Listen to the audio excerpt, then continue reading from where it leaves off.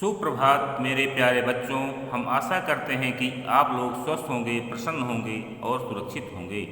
आज मैं आप लोगों के समक्ष उपस्थित हुआ हूँ कक्षा 6 की पाठ्य पुस्तक व्याकरण निपुण के साथ, जिसका प्रकरण है उपसर्ग। तो आइए अब हम लोग चलते हैं उपसर्ग के अर्थ को, उसकी परिभाषा, भेद और उसकी विशेषता को जानने तथा समझने की कोशिश करते हैं। मैं आप लोगों के समक्ष उपस्थित हुआ हूँ व्याकरण की कुछ आवश्यक चीज़ों के साथ, जिसका शीर्षक है कारक। इसके अभाव में वाक्य प्रायः अटपटा तथा गलत सा प्रतीत होता है। उदाहरण: सिपाही चोर पकड़ा, सिपाही ने चोर को पकड़ा। राकेश पेड़ गिर गया, राकेश पेड़ से गिर गया। यह कमीज मोहन है, यह कमीज मोहन की है। तो बच्चों चलते हैं इसकी परिभाषा पर, यानी कारक की परिभाषा पर। कारक संज्ञा अथवा सर्वनाम के जिस रूप से उसका संबंध वाक्य की क्रिया के साथ जाना जाता है उसे कारक कहते हैं। संज्ञा अथवा सर्वनाम के जिस रूप से उसका संबंध वाक्य की क्रिया के साथ जाना जाता है उसे कारक कहते हैं। तो चलते हैं कारक के भेद। हिंदी में कारक के कुल कितने भेद हैं? हिंदी में कारक के कुल 8 भेद हैं। पहला कर्ता कारक, दूसरा कर्म कारक, तीसरा करण कारक, चौथा संप्रदान कारक, पांचवा अपादान कारक, छठवां संबंध कारक, सातवां अधिकरण कारक, आठवां संबोधन कारक। तो बच्चों आइए अब हम सब लोग इन कारकों को किस प्रकार चिन्हों के माध्यम से पहचानते हैं। तो कारक का ज्ञान कराने वाले शब्द या विभक्त चिन्ह को हम परसर्ग कहते हैं या विभक्ति चिन्ह कहते हैं। इन कारकों के क्या विभक्त चिन्ह हैं, इसको देखते हैं। तो पहला है कर्ता कारक, इसका विभक्त चिन्ह है ने।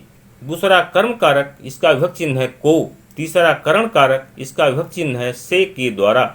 चौथा संप्रदान कारक, इसका विभक्त चिन्ह है को के लिए। पांचवा अपादान कारक, इसका विभक्त चिन्ह है से अलग या पृथक। छठवां संबंध कारक, इसका विभक्त चिन्ह है का के की रा रे री। सातवां अधिकरण कारक, इसका विभक्त चिन्ह है में पर। आठवां संबोधन कारक, इसका विभक्त चिन्ह है हे अरे। तो आइए हम चलते हैं कारक की कुछ परिभाषाओं के साथ। तो पहला है कर्ता कारक।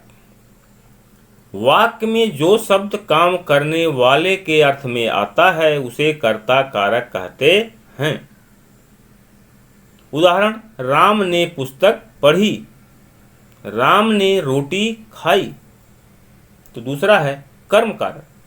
वाक्य में जिन संज्ञा व सर्वनाम शब्दों पर क्रिया का फल पड़ता है उसे कर्म कारक कहते हैं। उदाहरण: माता पुत्र को समझाती है, राहुल आम खा रहा है। तीसरा हमारा है करण कारक। जिसकी सहायता से कर्ता क्रिया करता है उसे करण कारक कहते हैं। उदाहरण: राधा ने पेंसिल से चित्र बनाया, बालक गेंद से खेल रहा है, मुझे पत्र के द्वारा सूचना मिली। चौथा हमारा संप्रदान कारक है। जिसके लिए कुछ किया जाए या जिसको कुछ दिया जाए, इसका बोध कराने वाले शब्द के रूप को संप्रदान कारक कहते हैं। उदाहरण: राजा ने भिखारियों को कंबल दिए, दादी ने गाय को रोटी दी, बच्चे के लिए खिलौना ला दो। तो बच्चों बस आज इस मॉड्यूल में इतना सा ही। तो आइए हम लोग देखते हैं आज कितना सीखा आप लोगों ने। तो इसके लिए कुछ बहुविकल्पीय प्रश्न हैं। चलते हैं बहुविकल्पीय प्रश्नों पर। तो प्रश्न नंबर 1 है, संज्ञा अथवा सर्वनाम के जिस रूप से उसका संबंध क्रिया के साथ जाना जाता है उसे क्या कहते हैं? इस प्रश्न के 4 विकल्प दिए गए हैं।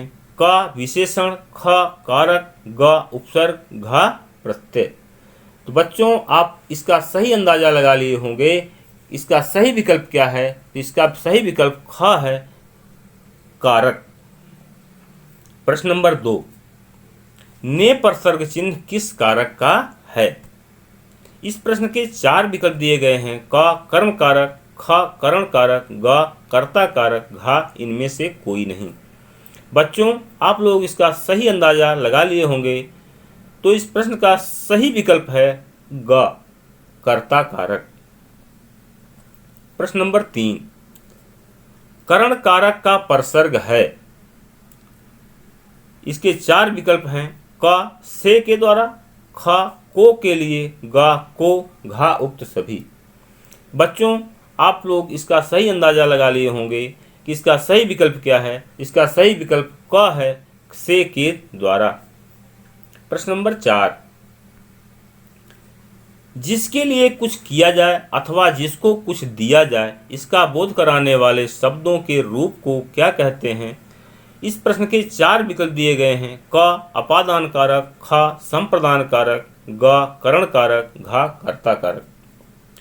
बच्चों, आप लोग इसका सही अंदाजा लगा लिए होंगे। आपको सही अंदाजा चल गया होगा। इसका सही विकल्प है ख संप्रदान कारक। तो बच्चों, अब चलते हैं हम कुछ अभ्यास के प्रश्नों पर। तो ये प्रश्न अभ्यास है का पहला प्रश्न, करण कारक को उदाहरण सहित परिभाषित कीजिए। ख संप्रदान कारक के 4 उदाहरण लिखिए। धन्यवाद।